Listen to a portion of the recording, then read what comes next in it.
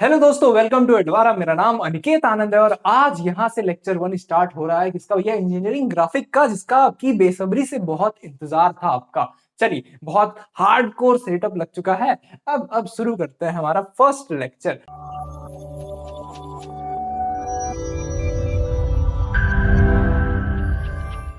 चल, तो इससे पहले वाले लेक्चर में हमने देखा कि कुछ बेसिक नीड नेसेसरी, कुछ आर्सेनल, कुछ टूल्स, क्या यूज है, क्यों पढ़ते हैं इंजीनियरिंग ग्राफिक, ये सब देखा। तो चलिए अब मेन कंटेंट यानी कि अपने यूनिट 1 को स्टार्ट करते हैं। तो आज के इस लेक्चर में हम कवर करने वाले हैं lettering and dimensioning. Pencil work को देखेंगे एंड लाइंस और उसके प्रकार, कितने टाइप्स के लाइन होते हैं ये समझेंगे। और अगर किसी लाइन को इक्वल पार्ट्स में डिवाइड करना है बिना स्केल के हेल्प से, बिना इस स्केल के हेल्प से, तो भैया कैसे करेंगे ये भी हम आज इस लेक्चर में सीखने वाले हैं। चलिए, तो मूव करते हैं हम अपने मेन कंटेंट के ऊपर। आज का मेन कंटेंट जो भी है उसके ऊपर आइए। तो भैया क्या है lettering? Lettering in engineering drawing refers to the standardized way of writing alphabets, numbers and symbol. चलिए, इसको हिंदी में समझते हैं, सिंपल भाषा में समझते हैं कि जब भी हम किसी ड्राइंग करते हैं, मतलब इंजीनियरिंग ग्राफिक्स में कुछ भी ड्रॉ करते हैं ना, तो हम लेबल करते हैं उसको कि हमने क्या बनाया है। जैसे एज एन एग्जांपल हम आपको बात करें, हम आपको एग्जांपल भी दिखाने वाले हैं कि भैया अगर डायगोनल स्केल या फिर कुछ भी, कोई भी स्केल बना है तो उसमें कुछ लेवल्स करते हैं। जैसे आगे चल के पढ़ने वाले हैं रिप्रेजेंटेटिव फैक्टर आरएफ क्या होती है। भैया हमने क्या किया है, जो भी स्केल ड्रॉ किया है वो किसको मेजर करता है, कौन से यूनिट को मेजर करता है, तो ये सब हम क्या करते हैं, लेबल करते हैं। तो उसी लेबलिंग को परफॉर्म करने के लिए हमारे पास एक स्टैंडर्ड वे है जिसको कि हम लेटरिंग कहते हैं। चलिए, हालांकि इंजीनियरिंग ग्राफिक में हम लिखते नहीं है, कुछ भी चीज राइट नहीं करते हैं हम। कुछ भी अगर लिखते भी है ना तो उसको ड्रॉ करके लिखते हैं ताकि वो बहुत ही अच्छा और बहुत प्यारा दिखे, बहुत ही सिंपल दिखे। चलिए, तो ये था लेटरिंग का मतलब, जिसमें कि एक standardize way of writing alphabet होता है, नंबर्स होता है और सिंबल्स होता है। यानी कि हम क्या कर सकते हैं, इन सब को एक वे में लिख सकते हैं ताकि ताकि जो इंफॉर्मेशन है ना बहुत ही क्लियरली मिले, क्लियरली दिखे, यूनिफॉर्मली दिखे सब कुछ। ठीक है, तो ये था बहुत ही थ्योरी पार्ट। चलिए, तो इसका यूज कहाँ कहाँ होता है कि अगर टाइटल भी मेंशन करना है ना तो हम बहुत ही प्यारे तरीके से करेंगे। नोट्स भी लिखना है तो हम ये लेटरिंग का हेल्प लेंगे, यानी कि हम उसको एक स्टैंडर्ड वे में लिखेंगे ताकि वो अच्छा दिखे। ठीक है, बिल्कुल भी ऑड ना लगे, ऐसा कह सकते हो आप। चलिए, फिर डायमेंशंस जो हम लिखने वाले हैं वो सब भी हम एक अच्छे तरीके से लिखने वाले हैं। चलिए, आपको एक एग्जांपल के थ्रू बताएं तो भैया आइए आइए। तो यहाँ पर हमने एक डायगोनल स्केल बनाया है। चलिए, अभी ये सब हम आगे सीखने वाले हैं कि कैसे कैसे आपको ड्रॉ करना है ये डायगोनल स्केल। और यहाँ पर आप देखेंगे कि हमने क्या क्या लेबल किया हुआ है, क्या क्या लेबल किया है। यहाँ पर एक डेसीमीटर लिखा गया है, यानी कि ये वाला जो सेक्शन है ना, इससे हम डेसीमीटर का वैल्यू नापते हैं, मेजर करते हैं। भैया ये स्केल एक किसी आरएफ पर बेस्ड है। भैया इसका आरएफ क्या है, रिप्रेजेंटेटिव फैक्टर क्या है, ये सब हम आगे डिस्कस करने वाले हैं। अभी बस इतना समझते हैं कि हम स्केल में क्या कर रहे हैं, कुछ लेबल कर रहे हैं। ठीक है, तो जैसे कि सेंटीमीटर लिखे हैं तो हम इस तरह परपेंडिकुलरली एक मिनिमम पैरेलल डिस्टेंस में लिखे हैं, डिस्टेंस को मेंटेन करते हुए लिखे हैं, यानी कि दोनों के बीच में जो डिस्टेंस है ना बहुत ही इक्वल है। तो भैया ये भी क्या होता है, एक स्टैंडर्ड वे ऑफ रिप्रेजेंटिंग जो है हमारा लेबल है। ठीक है, फिर यहाँ पर मीटर लिखा गया है, तो ये सब लेबलिंग कहलाता है। और यहाँ पर हमने क्या किया है, यहाँ पर हमने 2.56 मीटर मेजर करके लिखा है। तो ये भी लिखने का एक बहुत ही अच्छा तरीका है। यानी कि हमने क्या किया है, इसमें एक एरो बनाया और इसके ऊपर एक एक छोटा सा पैरेलल लाइन बनाया जिसके बीच में सारे वर्ड्स, सारे डिजिट्स को लिखा गया है। क्या है भैया, 2.56 मीटर, एक अच्छे वे में, जो कि ये बताता है कि ये एक लेटरिंग का एग्जांपल है। चलिए, उसी तरह डायमेंशनिंग ये बताता है कि वो आइए समझते हैं सबसे पहले डेफिनेशन पढ़ के।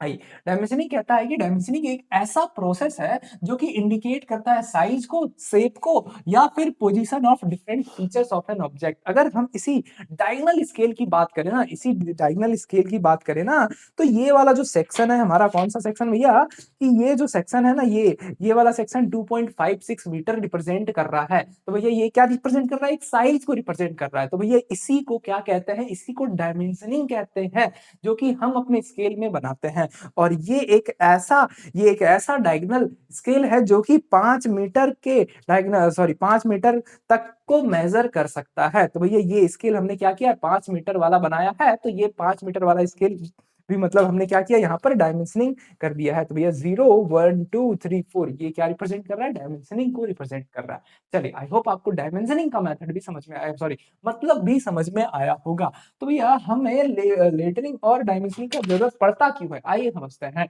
सबसे पहले हम देखते हैं कि इसकी क्या ज़रूरत है, लेटरिंग की क्या ज़रूरत है? To ensure clarity and readability of drawing ताकि कोई दूसरा इंजीनियर अगर उस ड्राइंग को पढ़ रहा है ना, उसे बहुत ही अच्छे तरीके से उसको समझ में आ जाए, बहुत अच्छे से क्लैरिटी मिल जाए कि भैया ये क्या लिखा हुआ है। अब सपोज़ हम सेंटीमीटर कुछ ऐसे लिख देते जिससे कि मतलब समझ में ही नहीं आता, हालाँकि थोड़ा डिस्टर्ब तो है ये भी, मतलब थोड़ा अच्छा तरीके से नहीं लिखा हुआ है।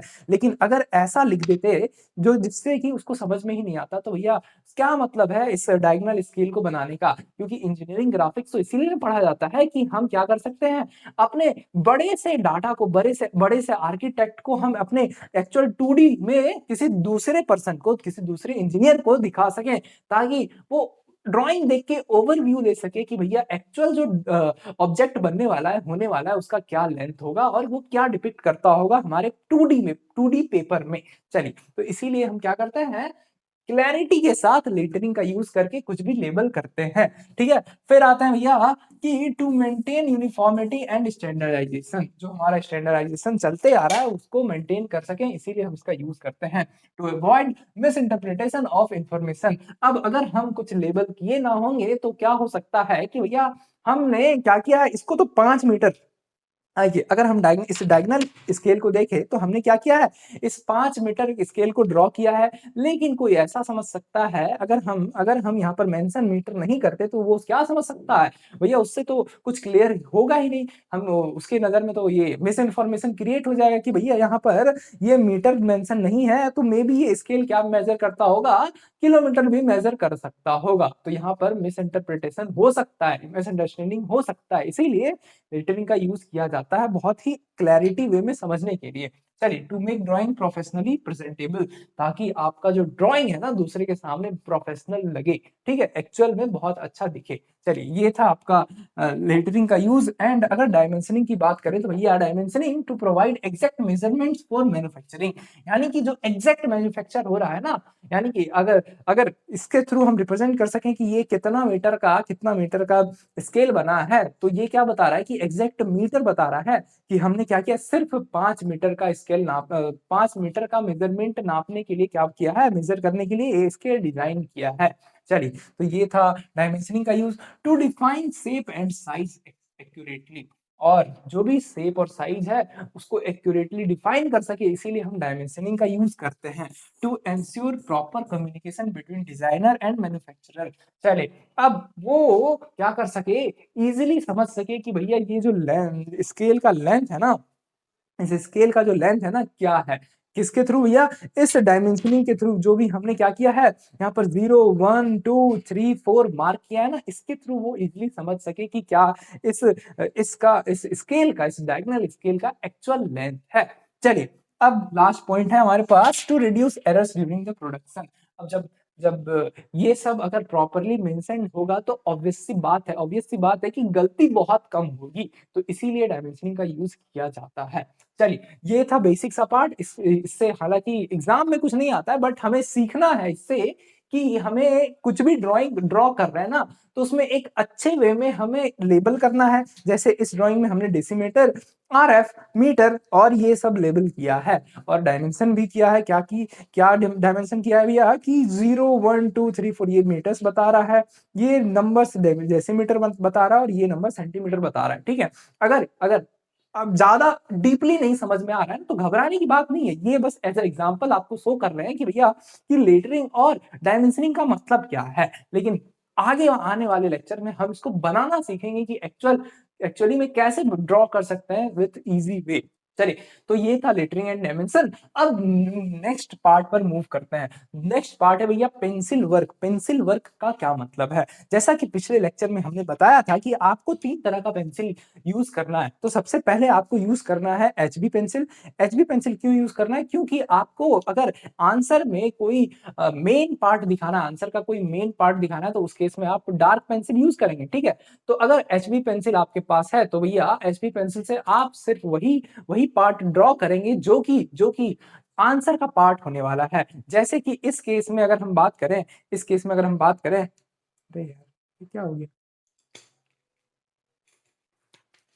इस केस में अगर हम बात करें तो यहाँ पर जो भी एक्चुअल एक्चुअल आंसर है ना, उन सबको मैंने क्या किया है एचबी पेंसिल से ड्रॉ किया है। और यहाँ पर कुछ चीजें हैं जो एच पेंसिल से ड्रॉ है, जैसे कि ये वाला पार्ट और ये वाला पार्ट। धीरे-धीरे क्वेश्चन बनाते-बनाते आपको ईज़िली समझ में आ जाएगा कि आपको कब कौन-सा पेंसिल यूज़ करना है, कब नहीं करना है। ठीक है? तो अभी हम क्या करेंगे? अभी हम तीनों पेंसिल का फ़र्क समझेंगे कि भैया इन तीनों का यूज़ क्या-क्या है और क्या दिखता है, कैसा दिखता है हमारे ड्राइंग शीट पर। चलिए, तो यहाँ पर मैंने क्या किया है ना, यहाँ पर मैंने तीनों पेंसिल के स्ट्रोक को ड्रॉ कर लिया है। तीनों पेंसिल के स्ट्रोक से ड्रॉ कर लिया है कुछ 3 लाइन्स, और जो कि तीनों पेंसिल के स्ट्रोक को रिप्रेजेंट कर रहा है। तो सबसे पहले है हमारा एचबी पेंसिल का स्ट्रोक, ठीक है? तो ये देखिए, ये थोड़ा डार्क है, मतलब थोड़ा नहीं, ये सबसे डार्क है। ये इन तीनों में से सबसे डार्क यही है, और इसीलिए डार्क पेंसिल से हम क्या करते हैं, आंसर के मेन पार्ट को रिप्रेजेंट करते हैं। हमारा ये पहला रूल यही है। चलिए, दूसरा आता है हमारे पास एच पेंसिल। एच पेंसिल क्या करता है, जो भी सपोर्टिंग लाइन होता है ना, जो भी सपोर्टिंग लाइन होता है ना, यहाँ पे देखिए, जो भी हमारा डायमेंशन लाइन होता है, एक्सटेंशन लाइन होता है, लेटरिंग होता है, इन सबको हम एच पेंसिल से लिखते हैं। यानी कि ये सब जो हमने लिखा है डेसीमीटर, आरएफ और मीटर, सेंटीमीटर, ये सारा लेबलिंग जो है हम एच पेंसिल से करते हैं। और फिर आता है हमारे पास 2H। हालाँकि एच पेंसिल बाकी दोनों से मीडियम स्ट्रोक का होता है, लाइक मतलब ये ज़्यादा डार्क चलता है, ये उससे कम डार्क चलता है, ये उससे भी कम डार्क चलता है। ये भैया 2H है, ये उससे भी कम डार्क चलता है। यानी कि यहाँ पर 2H सबसे डार्क है, सॉरी सबसे कम डार्क है, और इस मेन पार्ट को ड्रॉ करने में जो भी सपोर्टिंग लाइन बनेगा ना, तो वो सारे को हम ड्रॉ करने वाले हैं इस 2H पेंसिल से। चलिए, आई होप आपको ये तीनों पेंसिल का फ़र्क समझ में आया होगा। अब आपको क्या करना है, आपको खुद से ड्रॉ करके देखना है कि अगर हम क्या कर रहे हैं, अगर हम पेंसिल यूज़ कर रहे हैं, लेट्स सपोज़ यहाँ पर अगर हम एचबी पेंसिल को यूज़ कर रहे हैं, तो उस केस में आपके मतलब जो आपका जो लाइन है वो कैसा दिख रहा है। चलिए, अभी एचबी पेंसिल यूज़ करा मैंने, फिर अगर एच पेंसिल यूज़ करूँ तो ये कुछ ऐसा बनेगा। फिर अगर 2H पेंसिल यूज़ करूँ तो उसका लाइन कुछ ऐसा बनेगा। तो चलिए, अगर हमने इंटेंशनली क्या किया, हमने अनइंटेंशनली लाइन्स को ड्रॉ किया और ड्रॉ करके देखा, तो भैया यहाँ पर क्या हुआ ना कि एचबी पेंसिल से ज़्यादा डार्क लाइन शो हो रहा है, और एच पेंसिल से थोड़ा कम, और फिर 2H से उससे भी कम। ठीक है? अब आपको यही चीज़ प्रैक्टिस करनी है, कम से कम 20 बार, कि तीनों पेंसिल से आपको ड्रॉ करना है, और आपको ऐसे ऐसे हाथ में बनाना है कि आप जब एचबी पेंसिल उठाओ ना, तो उससे सिर्फ डार्क लाइन ही ड्रॉ हो, और जब आप एच पेंसिल उठाओ ना, उससे थोड़ा मीडियम डार्क ड्रॉ हो, और 2H से भैया ऐसा ड्रॉ होना चाहिए कि अगर कोई इंसान 5 कदम पीछे चले जाए ना, तो उसको सिर्फ आंसर वाला पार्ट दिखना चाहिए। 2H का एक भी स्ट्रोक नहीं दिखना चाहिए। चलिए, 2H का सिर्फ सपोर्टिंग के लिए यूज़ किया जाता है। आगे चल के हम जब ड्रॉ करेंगे ना कुछ भी, हम उसमें ईज़िली अच्छे से एक्सप्लेन करेंगे कि भैया कि 2H का क्या यूज़ है। तो ये रहा तीनों लाइन का सॉरी तीनों पेंसिल का स्ट्रोक, और तीनों पेंसिल कैसा दिखना चाहिए, क्यों यूज़ करते हैं। चलिए, तो यहाँ पर आपको सारा चीज़ यहाँ पे दिया गया है कि जो 2H है वो हार्डेस्ट होता है, उसका जो ग्रेफाइट है बहुत हार्ड होता है, और उसको सिर्फ स्केलेटल वर्क के लिए यूज़ करते हैं, यानी कि सिर्फ वही सब में आंसर पार्ट को डिज़ाइन करने में जो लाइन का यूज़ होगा, जिस लाइन का हम सपोर्ट लेंगे ना, तो उस लाइन को हम 2H से ड्रॉ करने वाले हैं। कंस्ट्रक्शन लाइन यानी कि प्रोजेक्टर्स एंड लोकस लाइन, ठीक है। चलिए, अब एच लाइन क्या करता है, एच लाइन करता है दी सपोर्टिंग इन्फो, यानी कि जो ड्राइंग है ना, उसमें जो लेबलिंग होगा, लेटरिंग होगा, डायमेंशनिंग होगा, इन सबको हम एच से डिनोट करेंगे। और फिर आता है एचबी पेंसिल, यानी कि एचबी पेंसिल क्या करता है, जो विजिबल होना चाहिए लाइन, जो मेन पार्ट होना चाहिए सिर्फ उसको ड्रॉ करने में हमें यूज करना है एचबी पेंसिल का। आई होप आपको तीनों पेंसिल का यूज समझ में आया होगा। चलिए, तो अभी आपको क्या करना है, अभी आपको सिर्फ इन तीनों से स्ट्रोक बनाने हैं, किसमें, अपने ड्राइंग शीट में या फिर रफ पेज में। और अगर अगर कहीं कभी ऐसा होता है, मतलब ज्यादातर ये ऐसा ही होता है कि कभी कभी आपको लगेगा कि जो 2H है ना, उससे जो आप लाइन खींचे हो ना, तो वो थोड़ा ज्यादा डार्क दिख जाता है, किससे, एच से। तो आपको क्या करना है उस समय कि आप बस हल्के प्रेशर से, बिना कोई प्रेशर या बिना कोई फोर्स अप्लाई किए ड्राइंग शीट में आपको सिंपल लाइन खींच देना है। तो उस केस में क्या होगा, जो भी ग्रेफाइट का जो नेचर होगा ना, उस बेसिस पे वो लाइन बन जाएगा, जिससे कि आपका जो एच का लाइन है वो 2H से थोड़ा डार्क दिखेगा और 2H वाला लाइन थोड़ा कम डार्क दिखेगा। चलिए, ये हालांकि ये सब तो था कि कैसे पेंसिल वर्क परफॉर्म करना है, जो कि टोटली बेस्ड है कि आपके प्रैक्टिस के ऊपर। और अगर आपने 20 बार भी कम से कम कर लिया ना ये चीज, तो आपको बहुत ही इजी तरीके से वो लाइन वाला वर्क समझ में आ जाएगा। इस वीडियो के एंड में आपको बताऊंगा कि ये क्यों इंपॉर्टेंट है। चलिए, अब मूव करते हैं अपने नेक्स्ट पार्ट के ऊपर, जो कि है व्हाट इज लाइंस। लाइंस होता क्या है। चलिए, लाइंस कुछ नहीं भैया, लाइन एक ऐसा बेसिक एलिमेंट है जिसके यूज से हम किसी भी शेप, साइज और बाउंड्रीज या फिर किसी भी ऑब्जेक्ट के फीचर को रिप्रेजेंट कर सकते हैं।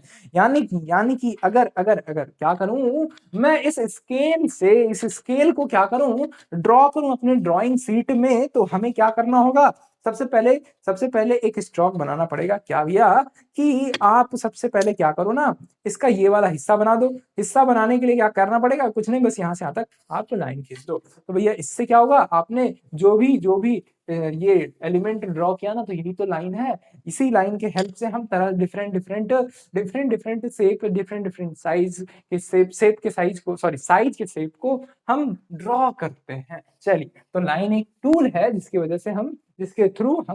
हेल्प से हम डिजाइन करते हैं किसी भी ड्राइंग को, किसी भी ऑब्जेक्ट को, किसी भी ऑब्जेक्ट के फीचर को। चलिए, तो ये था लाइन। और कितने तरह के लाइन होते हैं ये देखने वाले हैं इस लेक्चर के अंदर।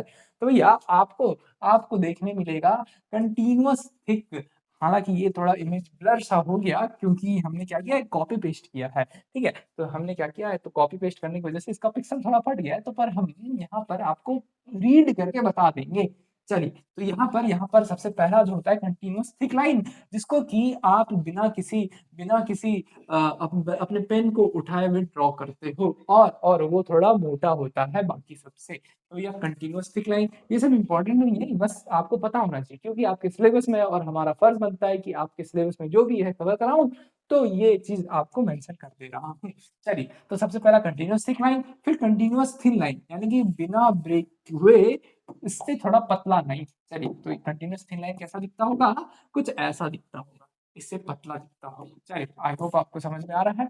फिर कंटिन्यूअस थिन फ्री हैंड, अब आप फ्री हैंड से जो भी ड्रॉ कर दो और वो कंटिन्यूअस रहे, तो वो भी क्या कहलाएगा, कंटिन्यूअस थिन फ्री हैंड कहलाएगा। और अगर जिगजैग वे में आप बनाओ, तो ये बन जाएगा continuous thick way, sorry thin continuous thin zigzag line. चलिए, तो ये हमारा फोर्थ टाइप था।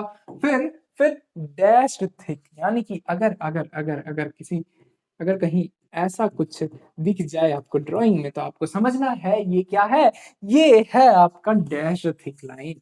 चलिए, आई होप आपको ये समझ में आया होगा। फिर इसी थिक के जगह आप थिन कर दो, यानी कि इसी थिक लाइन को अगर आप पतला कर दो, बाकी बीच में थोड़ा थोड़ा गैप रखो, तो ये बन जाएगा आपका डैश्ड थिन लाइन। चलिए, तो ये हमने 6 तरह के लाइंस देख लिए।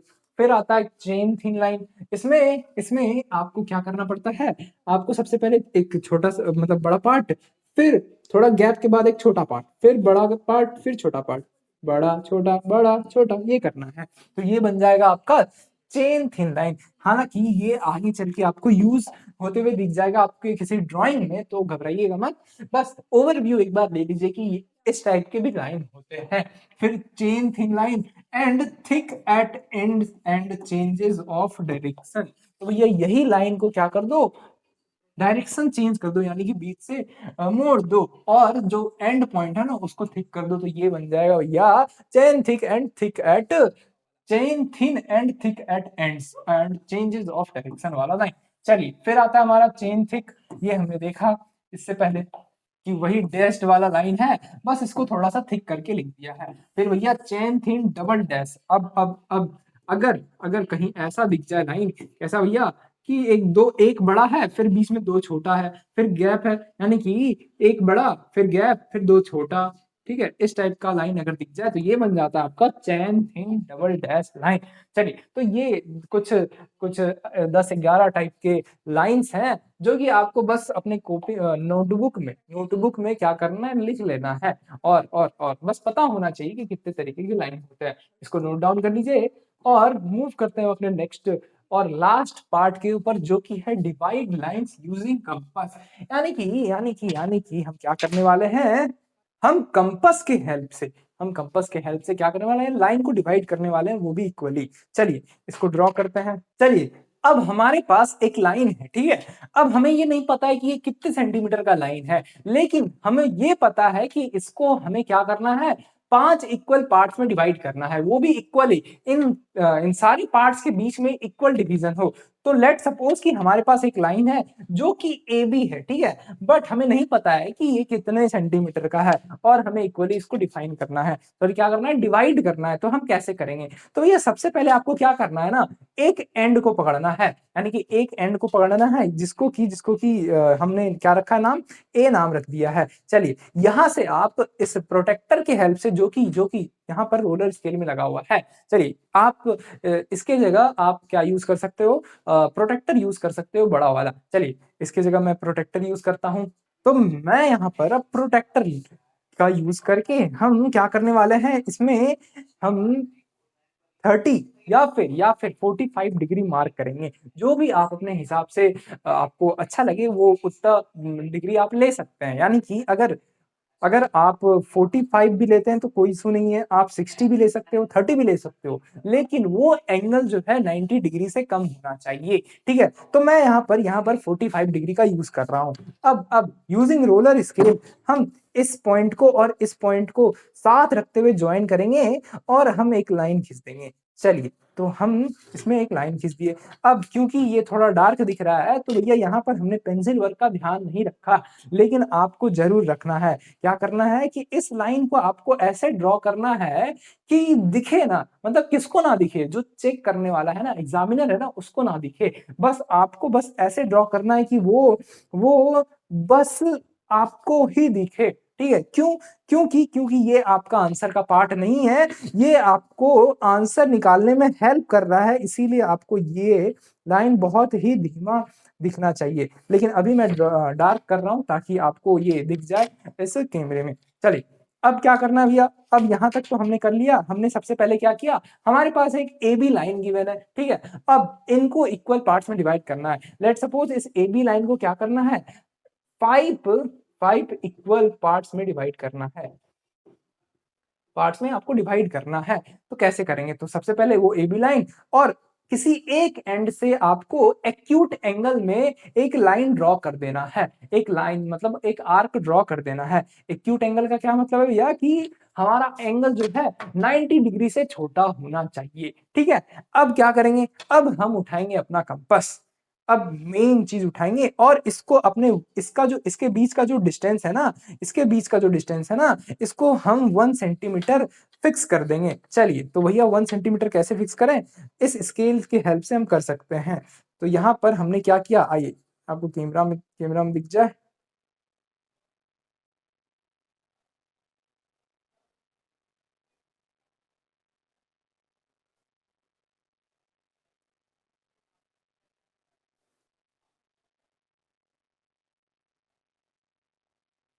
तो हमने स्केल का यूज करके इन दोनों के बीच का जो डिस्टेंस है ना, इन दोनों के बीच का डिस्टेंस हमने 1 सेंटीमीटर ले लिया है।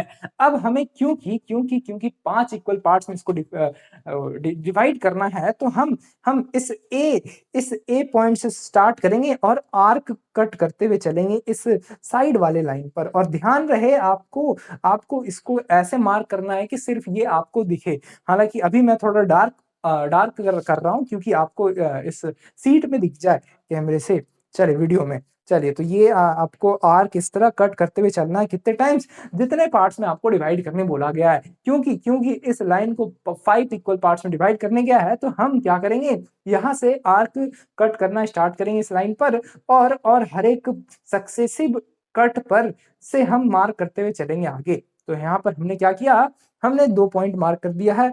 अब एक यहाँ से, एक यहाँ से, तो कितने पार्ट्स में हो गया भैया, 1 2 3, और 2 पॉइंट में कर दूं तो ये हो जाएगा आपका 4, और ये हमने इस लाइन को 5 पार्ट्स में डिवाइड कर लिया है।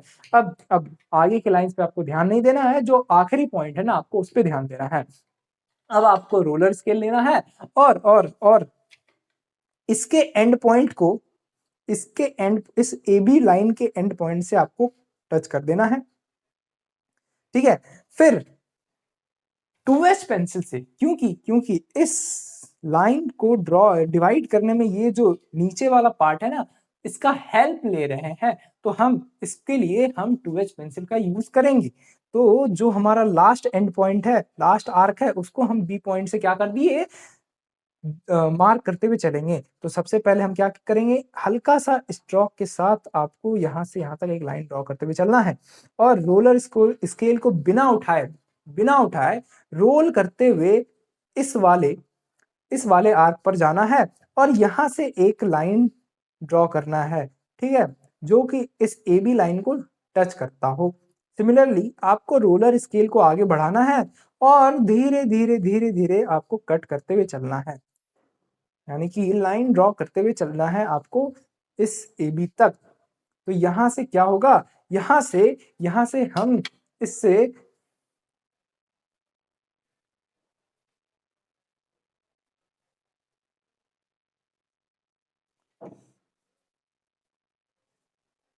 इन सब पॉइंट के कॉरेस्पॉन्डिंग हमारा एक एक मार्क यहाँ तक पहुंच जाएगा, मतलब इस लाइन पर पहुंच जाएगा, ठीक है। तो जो भी है उसको आप पॉइंट कर लो, उसको आप थोड़ा डार्क कर लो, ठीक है, और स्केल से आप चाहो तो मार्क कर लो डायरेक्ट। तो जो ये कट होगा ना, जो ये मार्क होगा ना, ये मार्क आपका आपके लाइन को, यानी कि इस ए बी लाइन को क्या कर रहा है, इक्वल पार्ट्स में डिवाइड कर रहा है, ठीक है। तो हमने बिना बिना इस ए बी के लेंथ को जाने हुए इसको 5 इक्वल पार्ट्स में डिवाइड कर लिया है, using protractor and this compass. आगे चल के जो भी स्केल हम ड्रॉ करने वाले हैं, उसमें आपको डिवाइडिंग का कॉन्सेप्ट बहुत ही यूज हुआ है, इसीलिए हमने क्या किया, सबसे पहले आपको लाइन डिवाइड करना सिखा दिया।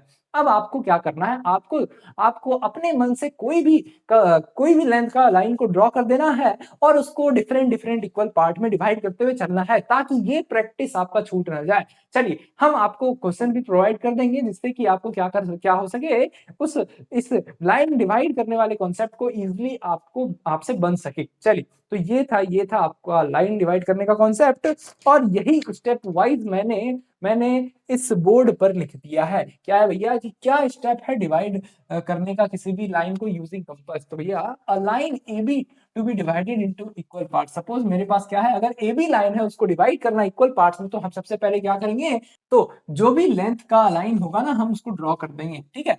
फिर set the compass to a convenient radius, यानी कि आप चाहे तो, जैसे हमने क्या किया अभी, इन दोनों के बीच का डिस्टेंस क्या लिया, इन दोनों के बीच का जो गैप है 1 सेंटीमीटर का लिया। आप चाहे तो 1.5 सेंटीमीटर का भी ले सकते हैं, आप चाहे तो 2 सेंटीमीटर का भी ले सकते हैं, ठीक है। लेकिन आप अपने कन्वीनियंट हिसाब से, कन्वीनियंट होके आप इन दोनों का एक गैप फिक्स कर दीजिए। और थर्ड स्टेप में यही है कि जिस भी रेडियस पे आपने सेट किया होगा ना, उसको चेंज नहीं करना है। Without changing the radius, step off equal arcs along the line from A. आप जैसे हमने क्या किया, हमने इस ए पॉइंट से एक 45 डिग्री पे लाइन बनाया, और हमने क्या किया, इस रेडियस वाले, मतलब इस कंपास के हेल्प से एक इक्वल डिस्टेंस का आर्क्स मार्क करते हुए चला, बिना इसके इन दोनों के बीच का डिस्टेंस को चेंज किए। तो आपको भी क्या करना है, आपको भी रेडियस सेट करने के बाद इसके रेडियस को छेड़ना नहीं है, बिल्कुल भी छेड़ना नहीं है, और इक्वल आर्क्स आपको डिफाइन मतलब कट करते हुए चलना है, ठीक है। और जितने भी इक्वल पार्ट में डिवाइड करने बोला जाए लाइन को, उतना आर्क आपको बना देना है। फिर भैया नेक्स्ट स्टेप क्या है, mark the points where each arcs cuts the line. अब आपको ये सारे पॉइंट्स को मार्क कर देना है जहां पर आर्क्स का कट लगा हो। फिर भैया join continue the process until the entire line is divided. आपको क्या करना है, आपको ये प्रोसेस कंटिन्यू करते जाना है जब तक कि पूरा लाइन डिवाइड ना हो जाए, और फिर ज्वाइन कर देना है, और फिर या फिर लेबल कर देना है हमारी डिवीजन पॉइंट्स को क्लियरली। यानी कि हम क्या करेंगे, इन सारे पॉइंट्स को इससे ज्वाइन करते हुए चलेंगे और बाद में इसको लेबल कर देंगे। चलिए, ये था लाइन डिवाइडिंग का प्रोसेस, और ये कंप्लीट स्टेप्स यहाँ लिखा हुआ है, आप चाहे तो नोटबुक में नोट कर लीजिए। और आपको प्रैक्टिस करना है 2-3 लाइंस के ऊपर, ताकि आपको कॉन्फिडेंटली आ जाए कि कैसे किसी लाइन को डिवाइड कर सकते हैं बिना किसी स्केल का यूज किए। चलिए, आई होप आपको ये लेक्चर आज का पसंद आया होगा और समझ में आया होगा। चलिए, तो ये था आज के इस लेक्चर में हमने बहुत कुछ देख लिया, हमने एक एग्जांपल देख लिया डायगोनल स्केल का कि आगे आगे चल के हम कैसे ड्रॉ करने वाले हैं इन सब चीजों को, और हमने लेटरिंग समझा, डायमेंशनिंग समझा, और लाइन समझे, कितने तरह के लाइंस होते हैं ये देखा। आगे चल के हम समझने वाले हैं कि यूनिट्स ऑफ मेजरमेंट क्या होता है, और रिप्रेजेंटेटिव फैक्टर के बारे में बात करने वाले हैं, जो कि बहुत ही मेन कॉन्सेप्ट होता है किसी भी ड्राइंग का। तो ये आप मिस ना करिए। और जाने से पहले एक और जरूरी छोटी सी बात रह गई कि वो जो रूल ऑफ गेम है भैया, वो एक बार और बता देते हैं, ताकि आपको थोड़ा सा इंपॉर्टेंस पता चल सके कि ईडी में बेहद जरूरी चीज क्या होती है। चलिए, तो यहाँ पर लाइन वेटी स्कीम, तो हमने क्या देखा आज के वीडियो में, समझा कि 3 पेंसिल तीनों कलर का इंपॉर्टेंस क्या है। तो ये जो है बहुत ही इंपॉर्टेंट चीज है कि जो तीनों पेंसिल का अलग अलग नेचर होता है ना, वो प्री डिफाइंड है। अब उन सब का वर्किंग भी प्री डिफाइंड है, तो हमें उसी बेसिस पे यूज करना है, ताकि एग्जामिनर जब चेक करे ना, तो उनको ये दिखे कि ये बंदा जानता है इंजीनियरिंग ग्राफिक्स के बारे में, यानी कि ड्रॉ करने आता है, इसको कॉन्सेप्ट इसको पता है। तो भैया आप वो एग्जामिनर क्या करे, कॉन्फिडेंट में आपको नंबर दे बिना किसी झिझक के, ठीक है। तो लाइन वेट जो है बहुत ही जरूरी, लाइन वेट किंग है भैया। नीटनेस एंड क्लीननेस दिखना चाहिए आपके ड्राइंग शीट में। ये ड्राइंग शीट आपको मिल जाएगा मतलब डिस्क्रिप्शन में, जहां से आप देख सकते हैं इसको, और एग्जाम्पल के थ्रू आप सीख सकते हैं भैया। और जो लेटरिंग और लेबलिंग है ना, ये भी बेहद इंपॉर्टेंट है। इससे आपको पता चलता है कि हमने कितने अच्छे तरीके से दूसरे को रिप्रेजेंट किया है, और लेबलिंग से पता चलता है कि जो ड्राइंग हमने ड्रॉ किया है ना, वो कितना इंफॉर्मेटिव है। बिना किसी को समझाए वो खुद समझ जाएगा कि भैया ये स्केल जो है हमने मीटर को मेजर करने के लिए ड्रॉ किया है, ठीक है। अब डायगोनल स्केल से हम 2-3 चीज मेजर कर सकते हैं, तो भैया कौन कौन सा, ये कैसे पता चलेगा, उसके लिए भी अगर हम लेबल कर देना, तो वो भी इजिली डिपिक्ट कर सकता है, बता सकता है। चलिए, तो ये था आज के इस लेक्चर में। आई होप आपको पसंद आया होगा आज का लेक्चर, और ये लेक्चर एज अ डेमो आपको प्रोवाइड किया जा रहा है। और अगर आपको ये लेक्चर पसंद आ रहा है, और अगर आप ईडी के लिए अनसीरियस मतलब सीरियस हो, कि आप चाहते हो कि बैक ना लगे, क्योंकि ये एक ऐसा सब्जेक्ट है जिसमें कि अगर आपको स्ट्रक्चर वे में कंटेंट ना मिले, अगर आप स्ट्रक्चर वे में इसको ना पढ़े, अच्छे से ना पढ़े, तो भैया आपकी बैक आ सकती है। बहुत ही डरावना सब्जेक्ट है, क्योंकि मैंने खुद देखा है कि इसमें 60% से ज्यादा बच्चों की क्या होती है, बैक लग जाती है। तो आप अगर चाहते हो कि आप उस 60% में ना आए, तो भैया इस सीरीज को आप दिल से फॉलो कर लो। आपको यहाँ पे एग्जाम पर बेस्ड कंप्लीट प्रैक्टिस कराई जाएगी, सारे क्वेश्चन को कराया जाएगा, और एक भी टॉपिक नहीं छोड़ा जाएगा। चलिए, तो आज का लेक्चर यहीं पे समाप्त होता है। मिलते हैं आपसे नेक्स्ट वीडियो में, तब तक के लिए आप अपना ध्यान रखिए। Thanks for watching.